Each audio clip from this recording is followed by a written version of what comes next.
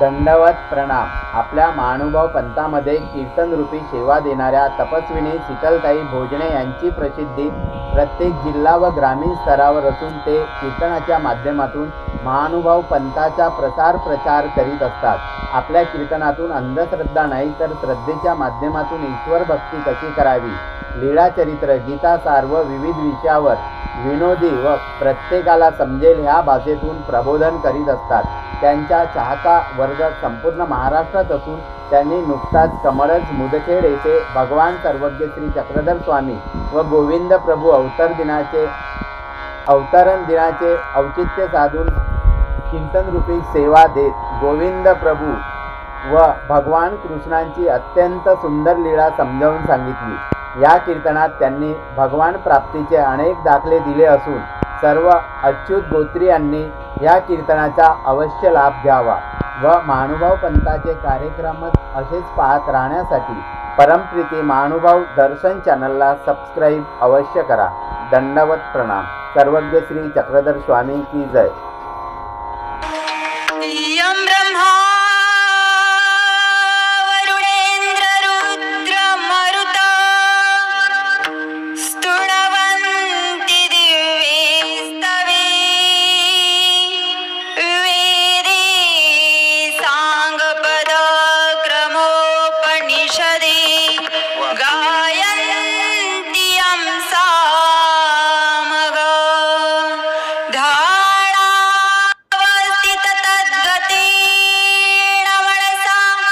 पश्यन्ति यं योगिनो यशान्तं न विदुसुरासुरगणा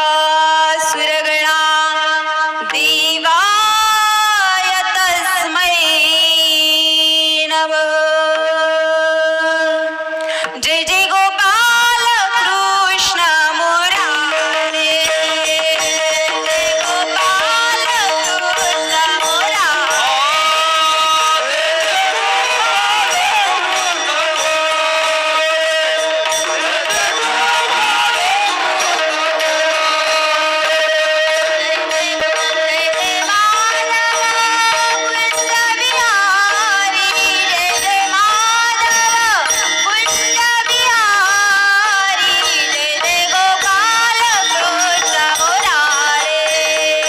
जय गोपाल कृष्ण मुरारे। आपुला तो एक देव करुणी घ्यावा, तेने विना जीवा सुख नोही। एरते माई की दुःखाची जणती, नाही अदियंती अवसान। गोपाला गोपाला देवकी नंदन गोपाला,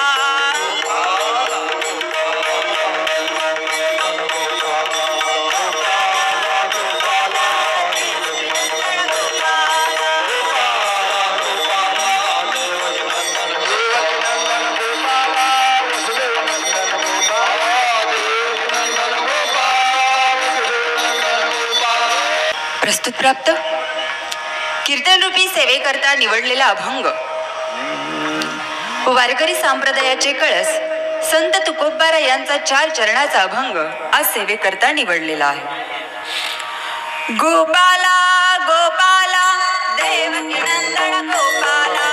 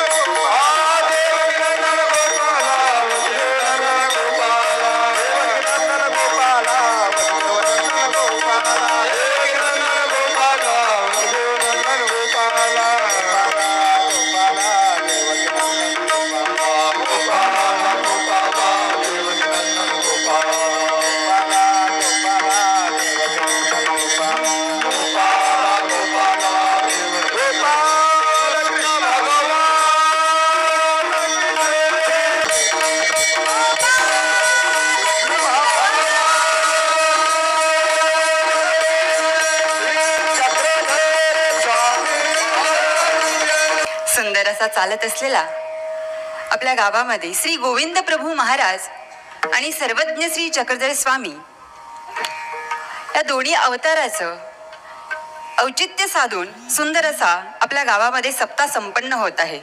सप्त्यातल्या 5व्या दिवसाची सेवा माझ्याकडे आलेली आहे. तसेच ज्यांनी मला घडून मडून योग्य केलेलं आहे असे माझे गुरुवर्य आदरणीय श्रद्धेय प्रातस्मरणीय बरड शेवाळा निवासी बाबाजींना माझा साष्टांग दंडवत प्रणाम. तसेच ज्यांनी धर्माचं बीजारोपण या गावामध्येच नव्हे तर संपूर्ण भारतामध्ये केलेलं आहे. पदयात्रेच्या माध्यमातून हो किंवा आपल्या प्रवचनाच्या माध्यमातून हो सुंदर असं सर्वांना धर्माचं निरूपण करत असलेले या कांबळज निवासी मंदिराचे बाबाजींना माझा साष्टांग दंडवत प्रणाम. तसेच या गावाचे भूमिपुत्र म्हणजे आमच्या शेजारचे निवघा निवासी बाबाजींनाही माझा दंडवत प्रणाम. तसेच बिल्लारीचे बाबांनाही माझा साष्टांग दंडवत प्रणाम. या गावातील सर्व आदरणीय श्रद्धेय प्रातस्मरणीय सर्व संत महंत सर्वांना माझा साष्टांग दंडवत प्रणाम. नुकतीच आता श्री गोविंद प्रभू जयंती साजरी झाली, अवतार दिन साजरा झाला रुद्धपूरमध्ये. अहो इजळीचे 2500 लोक त्या रुद्धपुरामध्ये होते. विचार करा, अख्ख्या गावाला कुलूप होते म्हणे. आपल्याला 2 दिवस कुठे जाता येत नाही हो. हे नांदेड जिल्ह्याचं भूषण असणारं कांबळज इजळी आहे. खरंच खूप भाग्यवान आहात तुम्ही. तुमच्या गावामध्ये मातीही पवित्र आहे, कारण की इथं अनेक साधू संतांचे आश्रम येऊन गेलेले आहेत. इथली मातीचा कण सुद्धा पवित्र आहे आणि तुम्ही खूप भाग्यवान आहात. सर्वांना दंडवत प्रणाम करते आणि माझ्या कीर्तन रूपी सेवेला सुरुवात करते. दत्तराया करुणा माना, दत्तराया करुणा माना.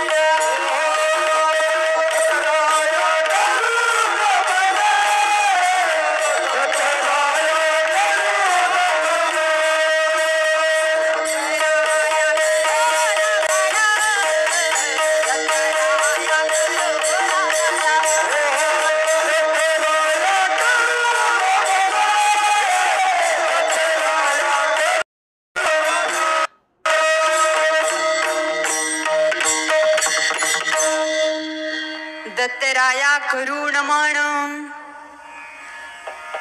तुम्ही ज्यांच्या मधुर वाणीतून श्री दत्तकथा श्रवण करत आहात, कानापासून ते मनापर्यंत उतरवत आहात, असे गल्लीपासून ते दिल्लीपर्यंत त्यांचा आवाज गाजतोय. तुमच्या मनाला अत्यंत आनंदमय करून टाकतायत असे आदरणीय श्रद्धेय प्रातस्मरणीय बाबाजींना माझा साष्टांग दंडवत प्रणाम. आपुला तो एक देव करुणी घ्यावा, आपुला तो एक देव करुणी घ्यावा. काय म्हणतायत? आपुला तो एक, अनेक फक्त एकच देव आपला करायचा आहे म्हणतायत. अरे भगवंताने सुंदर देह दिलेला आहे आपल्याला. कशा करता दिलाय? देवे दिला देह भोजना गोमटा. बरोबर आहे की नाही कांबळजकर? देवे दिला देह. बुंदी होती म्हणे आज. मला लहान लेकरांनी सांगितलं, ताई आज बुंदी होती म्हणे. देवे दिला देह भजना गोमटा. अरे भगवंताने तुला इतकं सुंदर देह दिलेला आहे. कशा करता दिलेला आहे? त्या भगवंताचं नामचिंतन करण्याकरता दिलेलं आहे.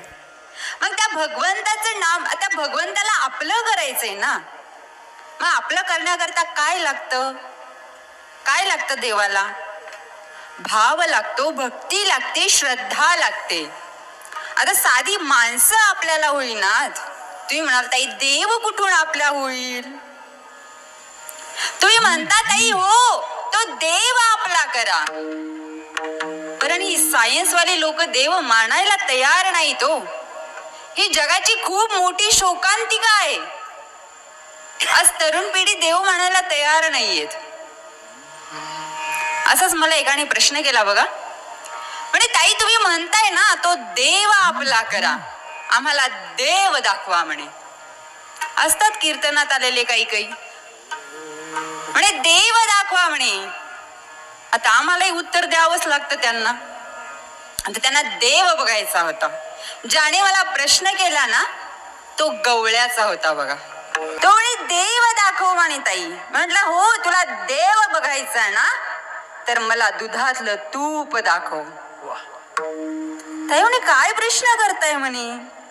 दुधाचं तूप बघण्याकरता साधन आहेत, प्रक्रिया आहेत, नंतर कुठं तूप तयार होतं. आधी दुधाला बिरझण घालावं लागतं म्हणे, नंतर त्याचं मंथन करावं लागतं, मग कुठं लोण्याचा गोळावरती येतो, त्याला कढवावं लागतं आणि मग कुठं तूप तयार होतं. अरे बाबा तुला किती वेळचं हेच सांगायचंय. देव बघायचा ना त्याकरता भक्तीचं विरझण घालावं लागतं, कोणी त्याचं मंथन करावं लागतं, नामचिंतनाचं मंथन करावं लागतं. मग कुठं वैराग्याचा गोळा येतो आणि मग कुठं देव दिसतो. देव बघायचा ना, देव आपला करायचा ना, त्याकरता सुद्धा साधन आहेत, प्रक्रिया आहेत. नामचिंतन, भक्ती आणि श्रद्धा ह्या तीन गोष्टी असेल ना निश्चितच तो देव आपला झाल्याशिवाय राहणार नाही.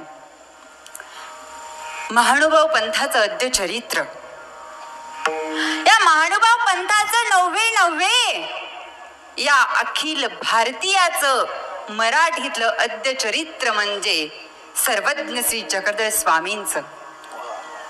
अरे किती सुंदर सांगितलेलं आहे सर्वज्ञ श्री चक्रधर स्वामींनी. आपल्याला घेता येतं का? आपल्याला काय घेता येतं? आपल्याला काहीच घेता येत नाही हो. साधं आपल्याला माणूस म्हणून जगता येत नाही. तुम्ही संसार करता, तुम्हाला संसार तरी कुठं करता येतो? करता येतो का? संसारात असून संसार करता येत नाही यांना. दोन पद्धतीचा संसार करतात, हो की नाही? एक तर बायकोला डोक्यावर घेतात, नाहीतर खेटरानं आणतात. एवढ्या जोरात नाही बरं. दोन पद्धतीचा संसार. कुठे संसार करता येतो आपल्याला? नाही ना संसार करता येत. दिवसभर काबाड कष्ट करतो, रात्रीला घरी येतो, 2-3 घास खातो, आडवे तिडवे पडतो, बिडी फुकट रस्त्याने फिरतो. येतो संसार करता आपल्याला? नाही ना. अरे संसार कसा करावा हे सर्वज्ञ श्री चक्रधर स्वामींनी लीळा चरित्रात सांगितलं. नांगरणी कधी करावी, पेरणी कधी करावी, महिला मंडळ भाजी कशी करावी, हे सुद्धा लीळा चरित्रात सांगितलेलं आहे. आपण फक्त पातेल्यात हलवण्याचं काम करतो. डबाभर मसाला चव नाही कशाला, फक्त एवढं काम करतो. कुठं करता येतो आपल्याला संसार? संसार तरी करता येत नाही. अरे आपल्याला नीट माणूस म्हणून जगता येत नाही. आज सर्वांना मेंटॅलिटी प्रॉब्लेम झालेला आहे बघा. मेंटॅलिटी प्रॉब्लेम झालेला आहे सर्वांना. साधी कुणाला ताप जरी आली ना, आपण दवाखान्यात जातो का? नाही. चला बाबाकड, घाला गंडे दोरे. बरोबर आहे की नाही? अरे कोणाला जुलाब जरी लागली तरी आपण म्हणतो बाहेरच झालं, जाऊ द्या. मुळव्यात जरी झाली तर आपण म्हणतो बाहेरच झालं, चला बाबाकड गंडे दोरे घाला. अरे सर्वात पहिले अंधश्रद्धेचं निर्मूलन कुठं झालं असेल तर त्या महानुभाव पंथाच्या लीळा चरित्रात झालेलं आहे. माणसाची श्रद्धा असावी परंतु अंधश्रद्धा नसावी. अरे अंधश्रद्धेनं देव भेटतो का आपल्याला? नाही ना भेटत. आज सर्व माणसं अंधश्रद्धेमध्ये बरबटत चाललेली आहे. आपले वारा परत देव बदलत चाललात. कसा तो देव आपला होईल हो? सोमवाराला की वेगळा, मंगळवाराला की वेगळा, बुधवाराला की वेगळा. वारा परत देव बदलत चाललेले आहेत. नाही ना होणार तो देव आपला. अरे अंधश्रद्धेमध्ये बरबडत चालत असताना सर्वज्ञ श्री चक्रधर स्वामींनी छोटीशी लीळा सांगितली. छोटस सांगितलं पण अफाट तत्वज्ञान देऊन गेलेले आहेत ते आम्हाला. इथलीच आहे, नांदेडतली. आपल्याला लई दूरचं जात नाही मी तुम्हाला, जवळ जवळूनच घेऊन येते. गोविंद स्वामी नावाचे एक साधू होते. त्यांना घुटिका सिद्धी नावाची एक घुटिका प्राप्त झाली होती. म्हणजे एक लाकडी वस्तू होती बघा, त्याच्यामध्ये सिद्धी प्राप्त झाली होती. ती जर तोंडात ठेवली की ते आकाश मार्गी उडायचे. आता ती सिद्ध प्राप्त झाली, मग ते साधू काय करायचे, रोज संध्याकाळी तोंडात ठेवायचे आणि कांबळजला चक्कर मारायचे. प्रत्येकाच्या घरी जाऊन बसायचे. कुणी काय केलं हे सगळं बघायचे. कोणाच्या घरी वांग्याची भाजी केली, कोण काय करतंय, कोण काय नाही, हे रात्रभर बघायचे. आणि सकाळी आपल्या आश्रमात यायचे. आणि आश्रमात आल्यानंतर गावातली मंडळी आता बाबांना दंडवत करण्याकरता यायची. पहिला आला, दंडवत घातला की ते म्हणायचे, का रे तुझ्या इथं काल वांग्याची भाजी केली पण जरा मीठ जास्त झालतं. हे म्हणे आता इथं बाबा आश्रमात बसून आहेत, यांना कळलं कसं. तो आश्चर्यचकित व्हायचा, निघून जायचा. परत दुसरा आला की दुसऱ्याला म्हणायचा, बायको सोबत जरा कमी भांडत जा, काल तुझ्या नावानं बोट मोडत होती. हा म्हणायचा, घरात असून आई बापाला कळलं नाही, बाबाला कळलं कसं. आश्चर्यचकित व्हायचा, तोही निघून जायचा. आता हळूहळू मात्र बाबाचा चमत्कार वाढत चालला होता. आपलं असंच असतं, जिथं चमत्कार, एखाद्या गावाला सांगू द्या, फक्त एखादा देव निघाला, अख्ख्या बायाची रांग लागते हो, है की नाही. फक्त म्हणू द्या नवस पूर्ण व्हायला अख्ख्या गावाची कांबळच करत जातात, बाई मग नवस पूर्ण झाला पाहिजे, हो की नाही. जिथे चमत्कार आहे तिथेच नमस्कार आहे. आता गोविंद स्वामीची ख्याती आता संपूर्ण गावामध्ये होत चालली होती. एक दिवस गोविंद स्वामींनी दौंडी दिली, म्हणे मी देवाला भेटायला चाललो. ज्यांना कुणाला काही निरोप द्यायचा असेल ना तर माझ्याकडे निरोप द्या, मी देवापर्यंत पोहोचवतो. आता देवाकडे निरोप चालले म्हटल्यावर आपले साधे सुधे असतील का बरं, होय कांबळचकर. साधे सुधे निरोप जातील का, काय सांगसाल निरोप बरं. देवा नांदेड जिल्ह्यात लई पाऊस व्हायलाय, तेवढा कमी कर. काही जण म्हणतील सोयाबीन मध्ये पाणी घुसलं, त्यावेळेस सोयाबीनला जरा भाव कमी येऊ दे, जास्त येऊ दे. तरुण पिढी म्हणतील बाबा काही सांगा की नका सांगू, पण या वर्षी तरी भेटू दे. आता प्रत्येकाचे निरोप आता गोविंद स्वामीकडे चाललेले. त्या नदीच्या तीरावरती आसन रचण्यात आलं. गोविंद स्वामी आसनावरती उभे झालेले. मुंगी सारखी लोक त्यात संपूर्ण तीरावरती उभी आहेत. प्रत्येकाचे निरोप सांगणं चालू आहेत. कुणाला वाटत होतं मनामध्ये, अरे माझा हा निरोप सांगायचा राहिला, तो निरोप सांगायचा राहिला. प्रत्येक जण मनामध्ये निरोप घेऊन आला होता. सर्वांचा जय जयकार चालू झाला, गोविंद स्वामी म्हणून.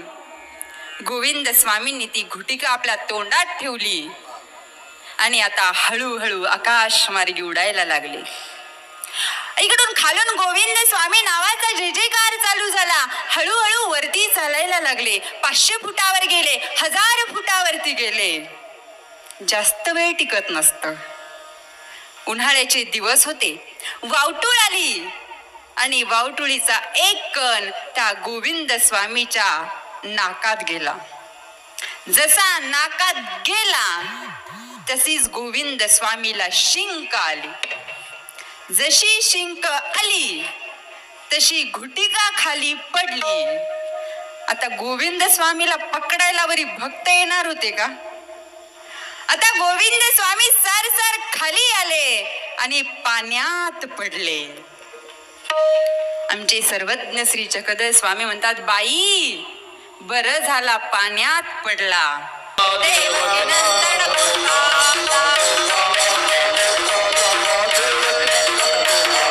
खऱ्या देवा, अरे जग कसं आहे, खऱ्या देवाला विसरलं नको तिथं हा जायला लागलेला आहे.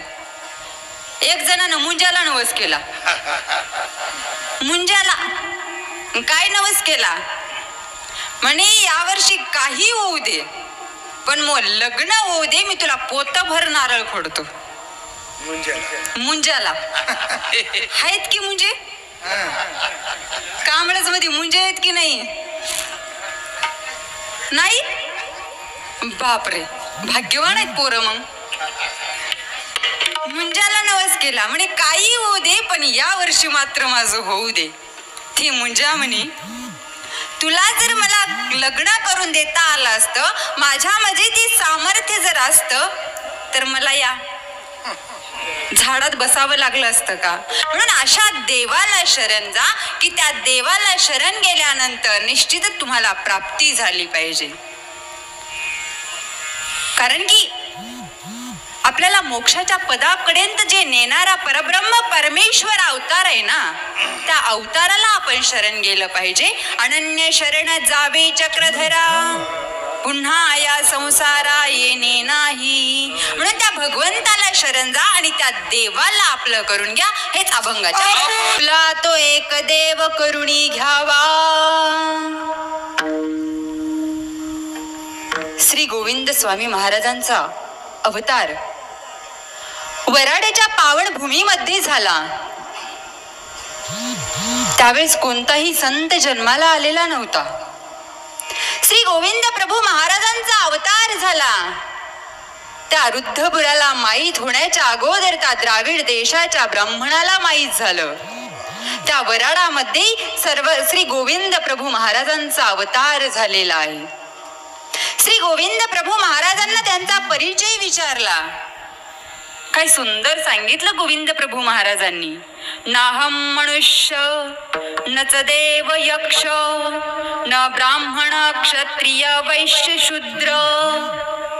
मी ब्राह्मणही नाही, मी मनुष्यही नाही. मनुष्य म्हटलं की माणसाला रंग आहेत, माणसाला जात आहे, माणसाला पंथ आहे. मी मनुष्यही नाही. कोण आहे मग? निजबोध रूप. मी निजबोध रूप आहे. कसा? स्फटिकासारखा आहे.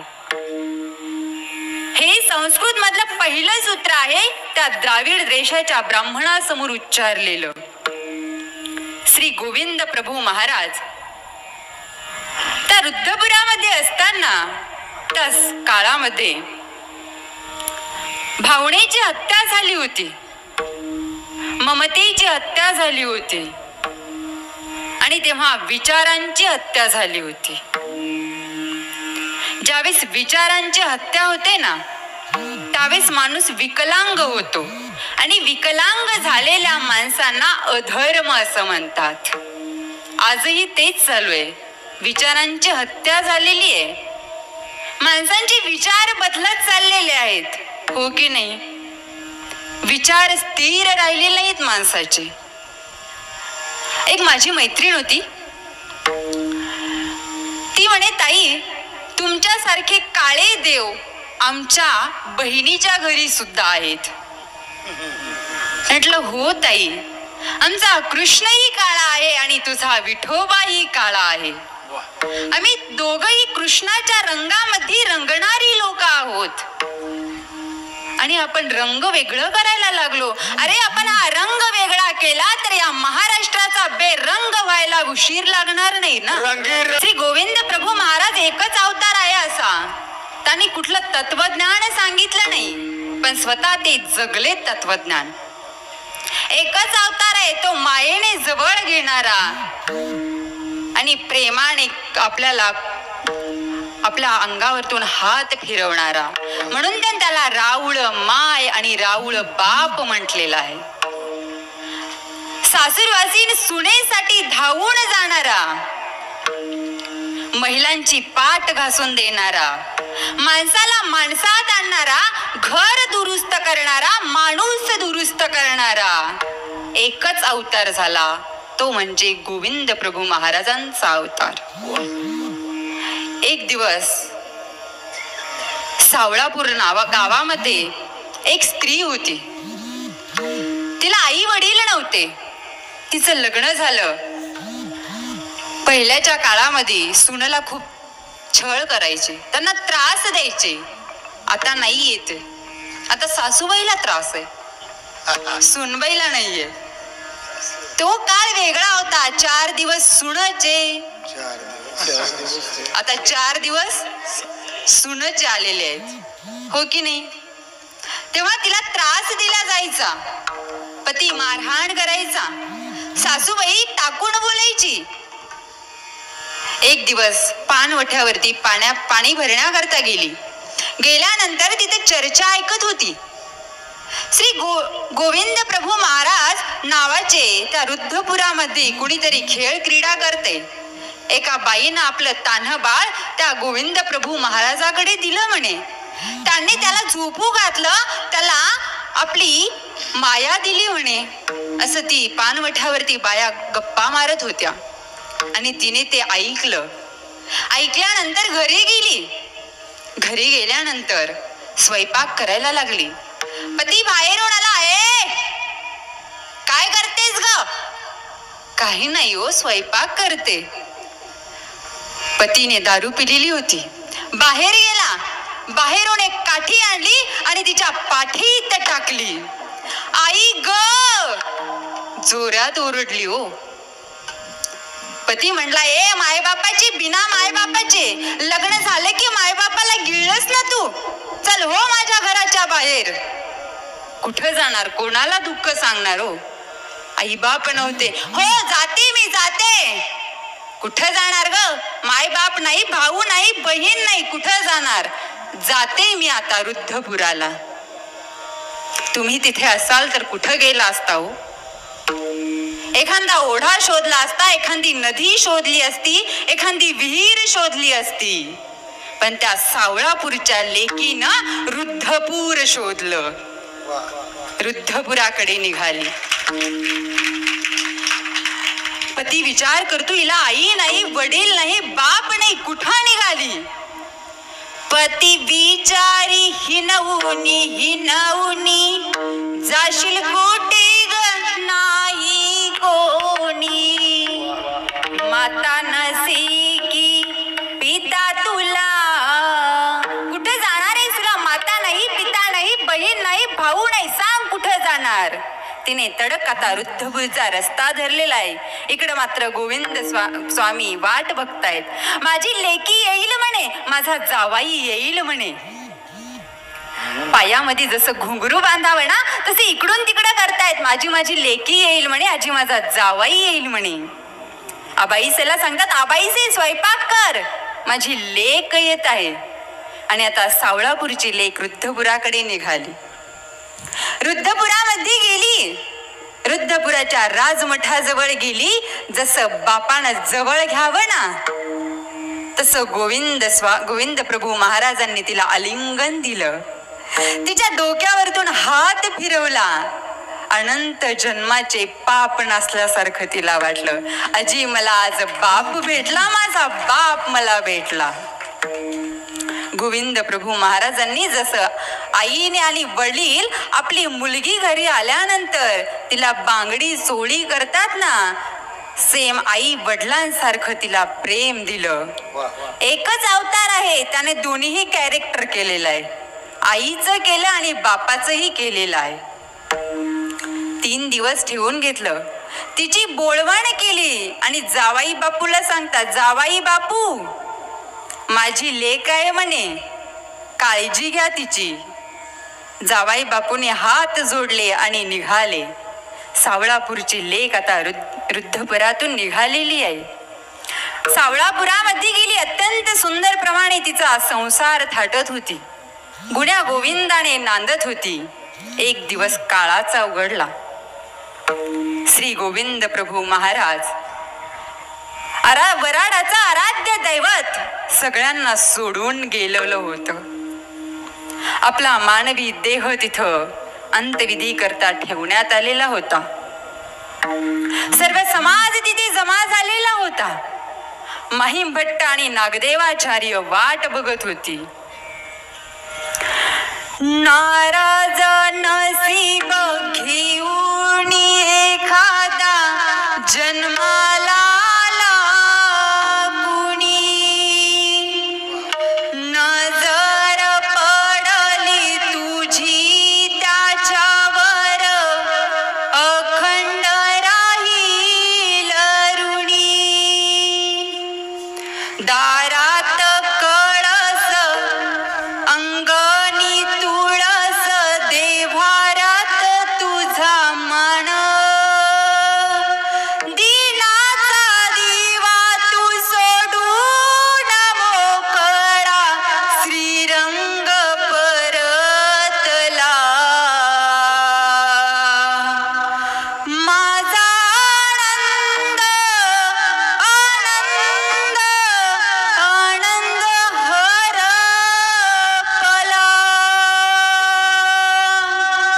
बातमी त्या सावळापूरच्या लेकीच्या कानावरती पडली. त्या सावळापूरची लेक धडकन अशी जमिनीवरती पडली आणि बेशुद्ध झाली.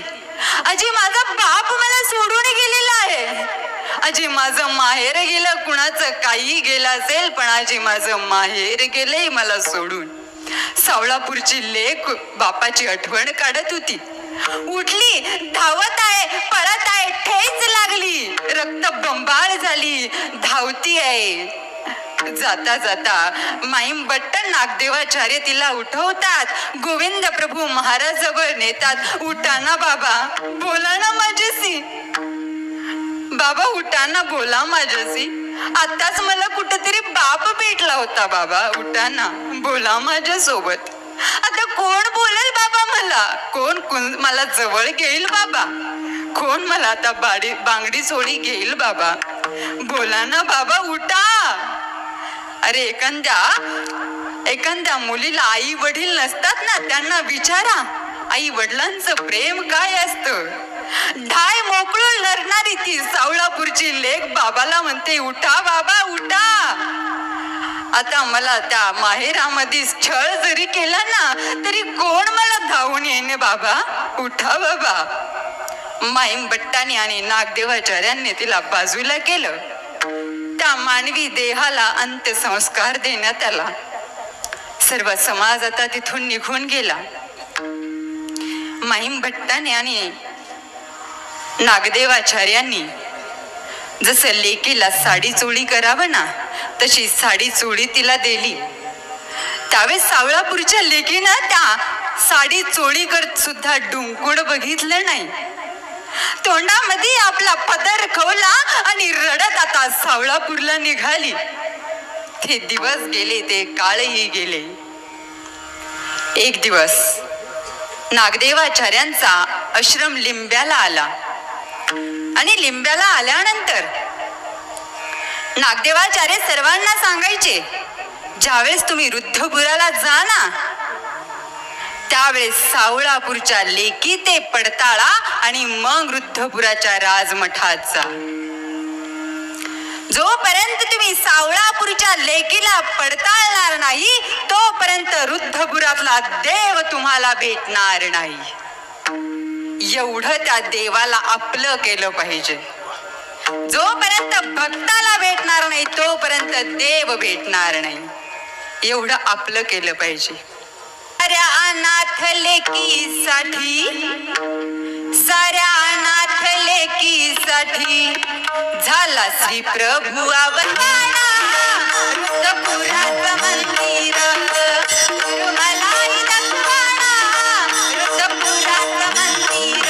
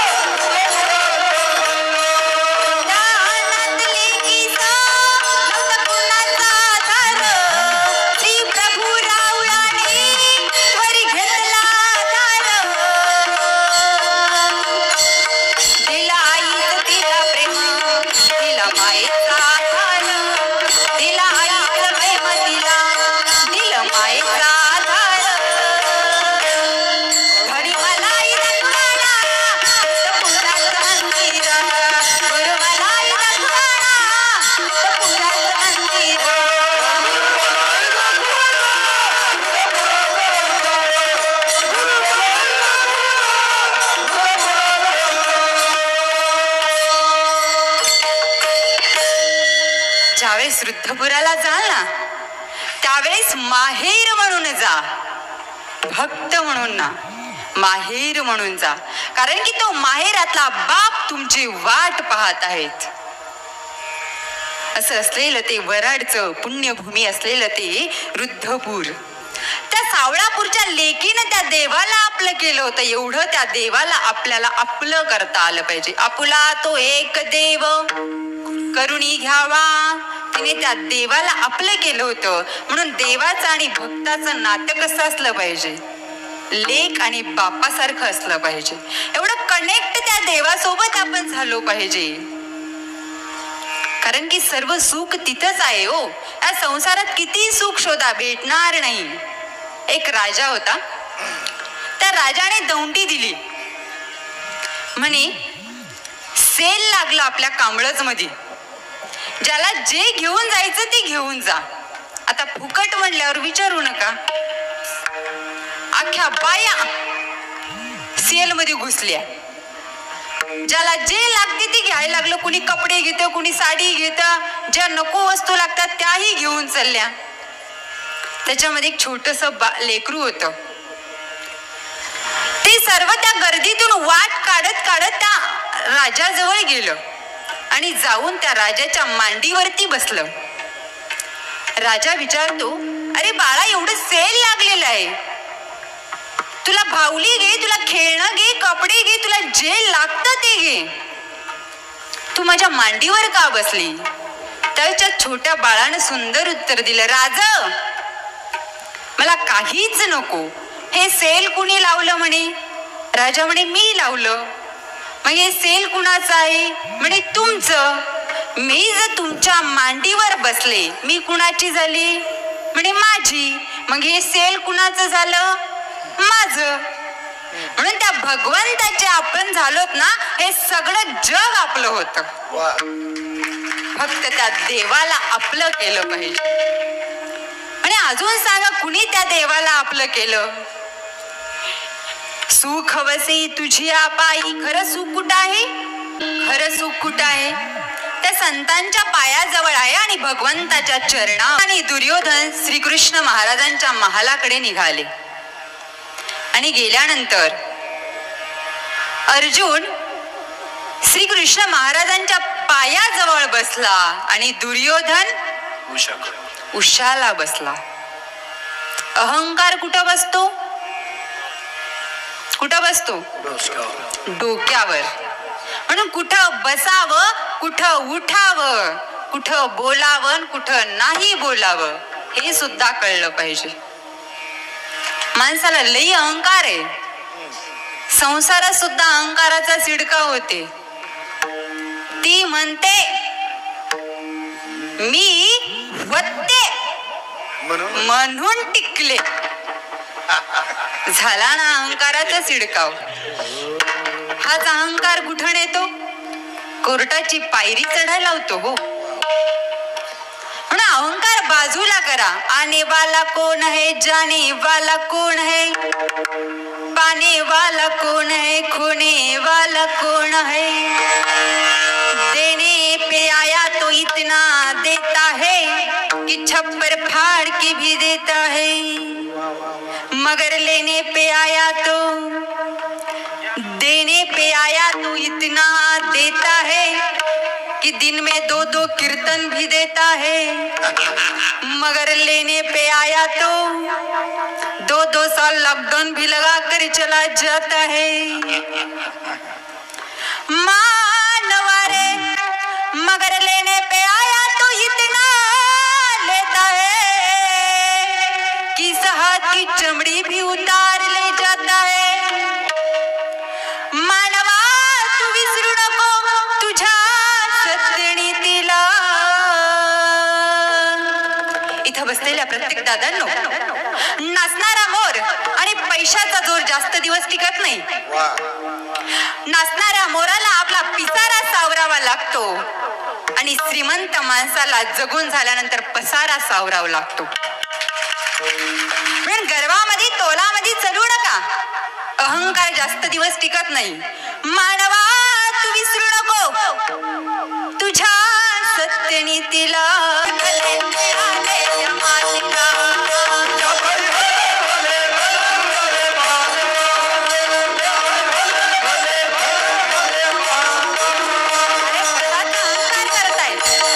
सिकंदर राजाने एवढं कमवून ठेवलं होतं, काय सोबत नेलं? खाली छताने गेला. कशाच्या तोरात जगताय हो? जाताना सत्ता, संपत्ती, धन, सोयरे, दायरे कोणी आपल्या सोबत येत नाही. जाताना फक्त एकाच जाणार आहे, म्हणून अहंकारात जगू नका. अहंकार जास्त दिवस टिकत नसतो. अरे भगवंताने इतका सुंदर देह दिला होता तुला. सोनं कमवण्याच्या नावामध्ये दोन माणसं खूप मोठी होती, एक कृष्ण आणि दुसरा रावण. काय नेलं सोबत? कृष्णाला आपली द्वारका बुडवावी लागली आणि रावणाला जाळावी लागली. काय सोबत नेणार आहात? मिली थी जिंदगी, मिली थी जिंदगी किसी के काम आने के लिए, मिली थी जिंदगी किसी के काम आने के लिए, लेकिन तूने सब गवा दी कागज के टुकड़े कमाने के लिए. मानवारे, अरे गर्व सोडा ना, तर भगवंताला आपलं करा, अहंकाराला बाजूला करा. मानवारे, मानवा तू विसरू नको तुझ्या सत्यनीतीला. गर्वाने तू फुगू नको तुझ्या या छातीला रे. तुझ्या परी भले भले मिळाले या मातीला, तुझ्या परी भले भले मिळाले या मातीला.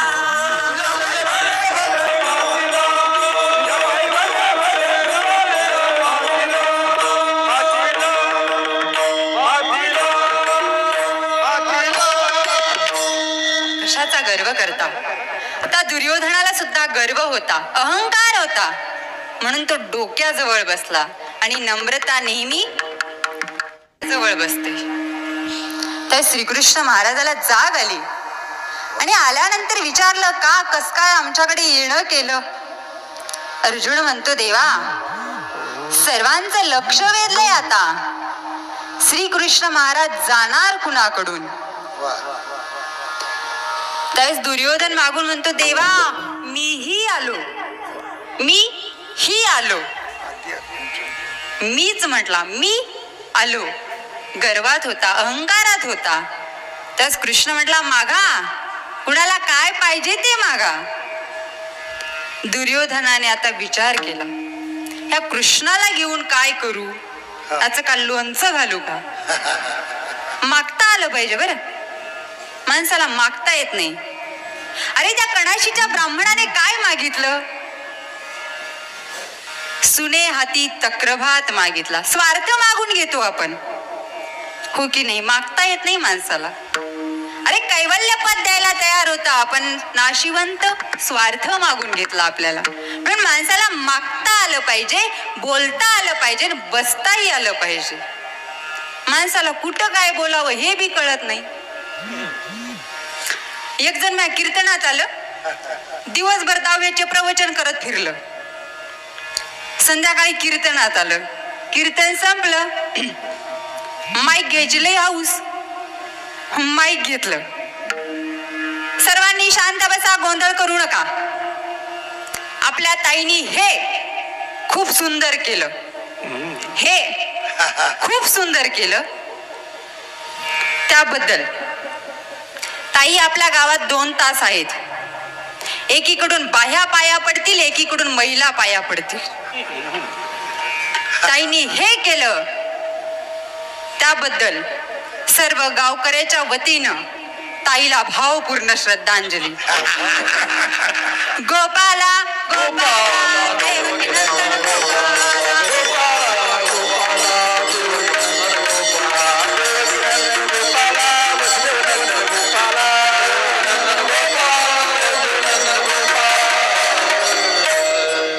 म्हणून माणसाला कुठं काय बोलावं हेही कळलं पाहिजे, कुठं काय मागावं हे सुद्धा कळलं पाहिजे. दुर्योधनाने मात्र नारायण सेना मागितली आणि अर्जुनाने मात्र कृष्णाकडे बघितलं. कृष्णाने असं स्मित हास्य केलं. कधी दिसला का हो टेन्शन मध्ये कृष्ण? मग तुम्हाला काय टेन्शन आहे? माय हप्ता पडला नाही काय? त्रुटीत आले. अरे किती मस्त जगला तो, काय टेन्शन, नो टेन्शन. सगळ्यात जास्त यायला लई टेन्शन आहे सध्या, हाय की नाही. कवा ताई कीर्तन संपवलं, कवा आम्ही घरी जाऊ, नाही लई टेन्शन. नाही म्हणू नका, घरी वाट पाहते, बेलच घेऊन उभं राहते. उग नवा माय, लई अवघड काम यायचं. महिला हा एका दिवशी दोघांचं भांडण झालं बरं. त्यावेळेस ती म्हणे तो लई जोरात आला. ती म्हणे मी लई मोठा वाघ आहे. ती म्हणे का बसाव, खाचा वाघ आला, मी मोठी वाघीण आहे म्हणे. ती म्हणे कस काय,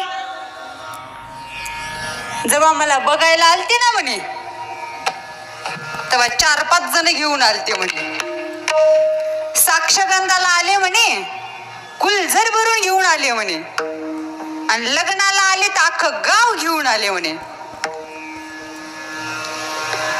मी एकटी वाघीण आहे म्हणे, मी एकटी आले म्हणे. सौ के बराबर. तुम्हाला माहिती का तुमच्या नावापुढे सौ का लावतात? आज अर्थ जाणून घ्या. सौ के बराबर, सौ के बराबर 1 आहे. कशाचं टेन्शन घेताय, सुंदर जीवन भेटलेलं आहे, मस्त जगा ना. लई टेन्शन माणसाला हो.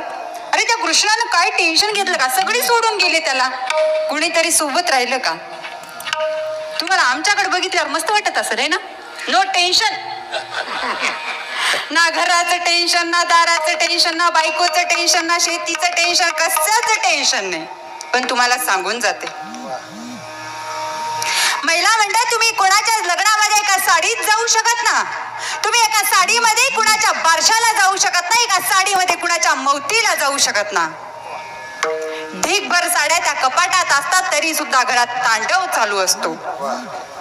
या शोकांतिकेमध्ये जगत साधी महिलांनी, आमच्या साधू पुरुषांनी जोपासून हा संन्यास धर्म स्वीकारला ना, तेव्हापासून शेवटच्या श्वासापर्यंत फक्त आणि फक्त एकाच रंगावरती राहायचे. हे खरं सुख आहे, हेच खरं सुख आहे. कारण की याच्याशिवाय दुसरं सुखच नाही ना. कारण की भगवंताच्या चरणावरती सुख आहे. आमची मीरा विष पिऊन सुद्धा नाचते, तुमचे गुलाबजामुन लाडू बुंदी खाऊन सुद्धा तुमचे तोंड वाकडी ती वाकडीच आहेत. नाचची मीराबाई विष पिऊन सुद्धा नाचते. आपल्या जीवनामध्ये प्रभाव कुणाचा आहे हे महत्वाचं आहे. आपल्या जीवनामध्ये संसाराचा प्रभाव असेल तर निश्चितच दुःख वाटेल येणार, आणि परमार्थाचा जर प्रभाव असेल तर निश्चितच तुम्हाला सुख भेटल्याशिवाय राहणार नाही.